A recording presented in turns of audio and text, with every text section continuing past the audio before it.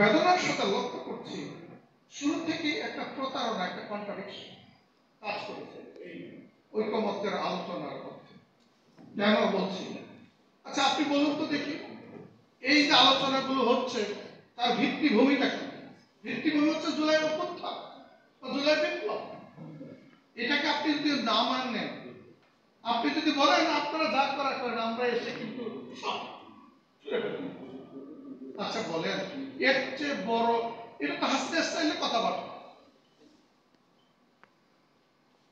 আপনি সবার সামনে বলছেন যে তার মানে why are you in this discussion even?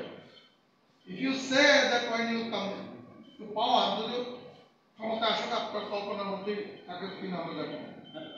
আচ্ছা, এখানে একটা বিষয় দেখুন, লক্ষ্য করার মতো, যে এই এটা সবাই বলছে অভ্যুত্থান কি সংবিধান মেনে হয়েছে? তো যখন অভ্যুত্থান বা বিপ্লব হয়, ওই সংবিধানটা কোথায় থাকে? স্বয়ংক্রিয়ভাবে বাতিল হয়।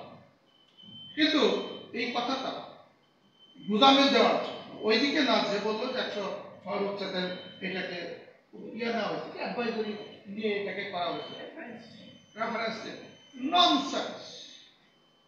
এখন এমনকি আপনি এই যে ইলেকশনের কথা বলছেন, সেদিন দেখলাম চিফ ইলেকশন কমিশনার বলছেন তিনি সংবিধান অনুযায়ী যা যা আছে তার ভিত্তিতে করবেন।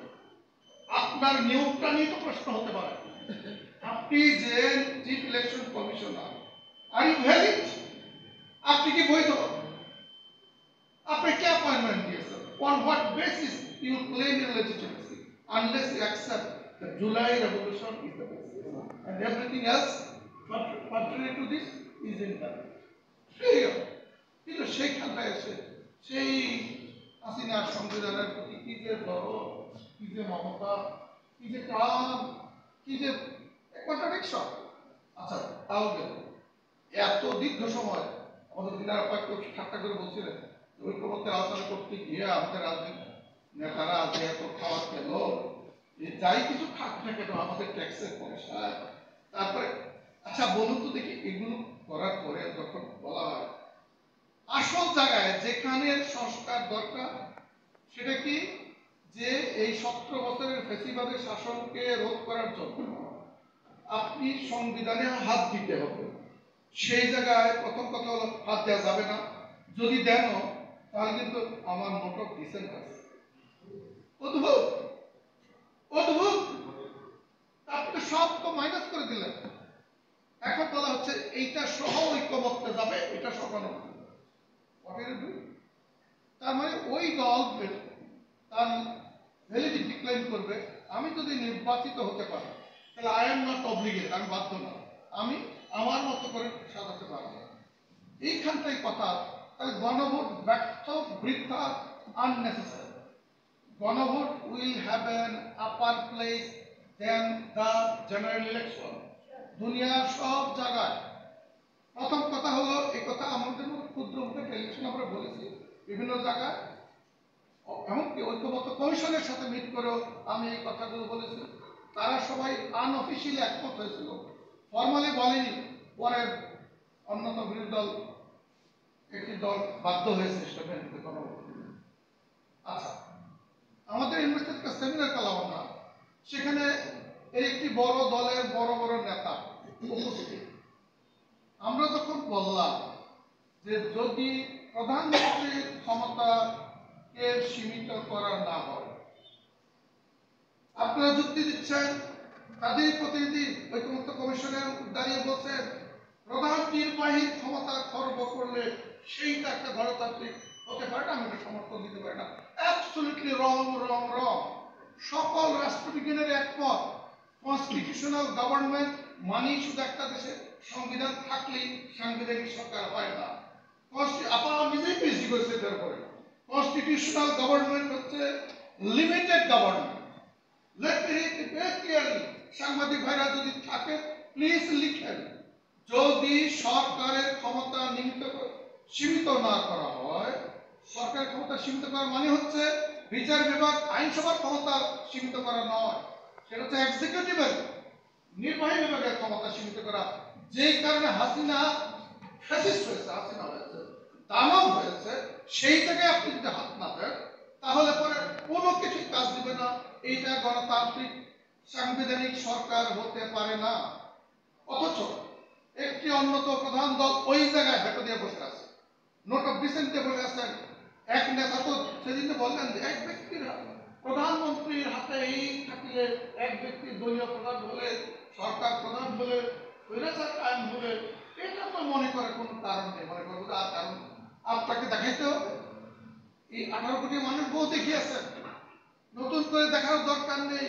ওই রাস্তা কেন এত এত আকর্ষণ, কেন ওই দিকটা? ওই জায়গায় হাত না দিলে কিছুই থাকবে না, কিছুই থাকবে না। আর কতবার রক্ত বন্যায় ভাসতে হবে আমাদের তরুণদেরকে, বাংলাদেশের মানুষ। দ্বিতীয়, আমাদের এই অ্যাডভোকেট মুজিবুর রহমান ভাই চমৎকার কথা বলেছেন, আমরা আসল থেকে হাত দিই না। এত সংস্কার কথা, রাজনৈতিক দলের সংস্কারের কথা কোথায় চলে গেল? কোথায় সংস্কার? আপনি আমাকে বলুন, আপনি আমাকে বলুন,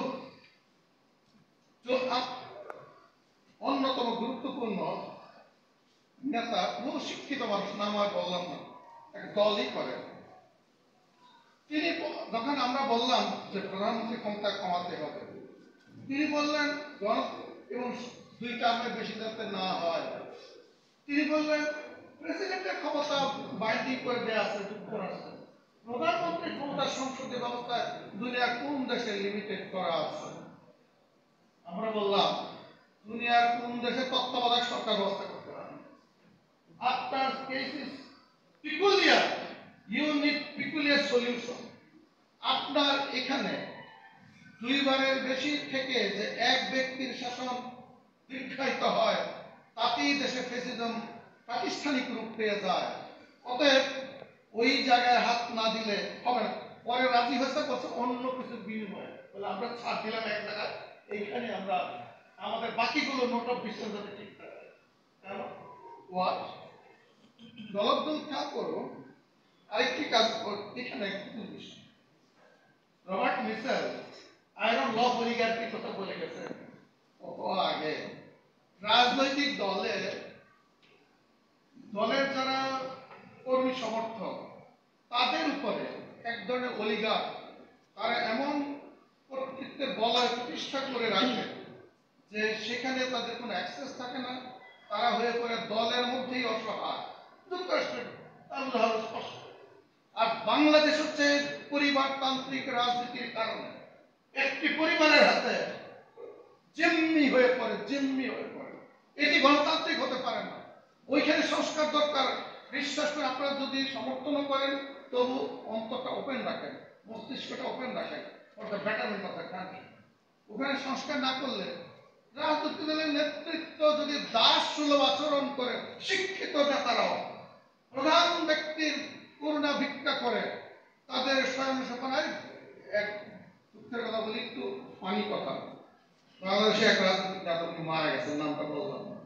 তিনি একসময় এরশাদ সাহেবের দল করতেন। তারপরে জিজ্ঞেস করলো যে এখন আপনি কি করেন? বলছে এখন কি করছি? বলে কেন, আপনি তো এরশাদ সাহেবের পার্টি করেছিলেন, এখন করেন না কেন? বলে এখন তো এরশাদ ডেড হর্স। তো বললো ডেড হর্স, তো এরশাদ যখন জীবিত ছিল ও তো প্রশংসাই না করলেন এরশাদ সাহেবের। সেই জন্য তো আমি রিফাইন করি অনুতপ্ত। তো কেন অনুতপ্ত? এই মুখে যতবার এরশাদ করেছি, ততবার যদি আল্লাহ আল্লাহ করতাম, আল্লাহর ওলি হয়ে যেতে পারতাম। আচ্ছা দেখুন, সেইখানে আর গত 17 বছরে আওয়ামী লীগের নেতা তারা যত প্রশংসা হাসিনা করেছে, আমার সন্দেহ তার টুপি লাগাক না কেন, চোদ্দ পড়ুক না কেন, তারা অতবার আল্লাহর নাম নিচ্ছে সন্দেহ। এবং এটি অত্যন্ত স্বাভাবিক, inevitable, and this is happening যদি পরিবারতান্ত্রিক রাজনীতির সংস্কার না করা হয়। এবং নির্বাচনেও আপনি চিন্তা করুন, আপনি যে বলেন ক্যাম্পেইন ফাইন্যান্স শুরু করে আপনার নমিনেশন বাণিজ্য বন্ধ করবে, এগুলো রোধ করবেন কিভাবে? দলের ভিতরে নেতারা অসহায়, আর বাইরে তো কথাই বলার অপেক্ষা রাখে না। আপনাদের সময় আমি বেশি নেব না, লাস্টের যে কথাটা বলে আমি আমার বক্তব্য শেষ করব যে এই যে গণভোটের কথা বলা হলো, এই গণভোটটাকে কেন আপনি ইলেকশনের সাথে মিলে ফেলেন? অনেকেই বলতে শুনি যে যে দল নির্বাচনে জিতবে তারা যেন লাইসেন্স পেয়ে যাবে সংবিধান সংশোধন করা, আর সংবিধান সংশোধনের বিষয়গুলো গণভোটে দেওয়া যাবে না, জনগণ বুঝবে না। জনগণকে এত বোকা মনে করার কোনো কারণ নেই। হ্যাঁ, আপনার লম্বা ফিরিস্তি দেওয়া দরকার নেই, কিন্তু হাসিনার কাঠামো দেশ চলবে না, এই ব্যাপারে আপনি জনমত যাচাই করে গণভোট দেয়, মানুষকে হাসিনার পক্ষে মত দিবেন। মাত্র রিফর্ম চাপেই, সেই রিফর্মের মধ্যেও আপনি যদি স্পষ্ট করে দিন, তাহলেই একমাত্র কিন্তু নতুন পথের সন্ধান করা যাবে। অন্যথায় আবার ওই বৃত্তে আমরা বন্দী হয়ে পড়ব। এত কিছু সিম্পল জিনিসকে জটিল করা হচ্ছে, এই জটিল করে। এবং মনে রাখবেন, there is a big difference between an election and a referendum. An election হচ্ছে প্রার্থী বাছাইয়ের নির্বাচন। এখন পর্যন্ত বাংলাদেশের যে সিলেকশন সিস্টেমটা আছে, এই যে ফার্স্ট পাস দ্য পোস্ট, এর মধ্যে কিন্তু প্রার্থী বাছাইয়ের নির্বাচন। কিন্তু গণভোট হচ্ছে ইস্যু বাছাই গণভোট। কাজেই আপনি প্রার্থী বাছাইয়ের জন্য জনগণ বিভিন্ন নির্বাচন এলাকায় বিভিন্ন ক্রাইটেরিয়া ব্যবহার করতে পারে, বিভিন্ন বিষয় তার বিবেচনায় থাকতে পারে।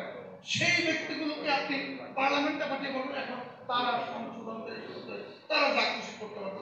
Why this is absolutely wrong? Absolutely wrong. দুইটা সমার্থক নয়, গণভোট এবং নির্বাচন সমার্থক নয়। গণভোটের অবস্থান অনেক উপরে। এটা হচ্ছে জনগণের সার্বভৌম ইচ্ছার বহিঃপ্রকাশ, ফাইনাল সে। কাজে এই বিষয়গুলো স্পষ্ট না করে ঐকমত্য কমিশন কি করলো, পেছাপ করার ব্যবস্থা করলো। বলল যে নোট অফ ডিসেন্ট সহকারী আমরা দিয়ে আমরা একটা ঐকমত্য সাইন করবো। সাইন হলে সেই জন্য কিন্তু এই কনফিউশন, এই কন্ট্রাডিকশন, এই অনিশ্চয়তা এগুলো বিরাজ করছে। এগুলো প্রতিবিধান যত তাড়াতাড়ি হয় তাহলে দেশের মঙ্গল হবে, অন্যথায় আমরা এক সংকট থেকে আরেক সংকটে পা দেব। মনে রাখবেন, অনেক দেশে নির্বাচন সমস্যার সমাধান এর ইঙ্গিত না করে নির্বাচন হয়ে দাঁড়ায় নতুন করে সমস্যার আন্দোলন, সংকটের আরেক পর্যায়ে। আমরা যাতে ওই দিকে না যাই, এই কথাটা আমাদের খেয়াল রাখতে হবে। আপনাদের সবাইকে আন্তরিক ধন্যবাদ। প্রফেসর মাহবুব রহমান, আপনাকে অসংখ্য ধন্যবাদ অত্যন্ত চমৎকার আলোচনা রাখার জন্য। আমরা সন্ধ্যার আগেই আমরা আলোচনা শেষ করব। সবাইকে অনুরোধ করছি যে অল্প সময়ের মধ্যে আপনার মূল বক্তব্য বলার জন্য। যে আমাদের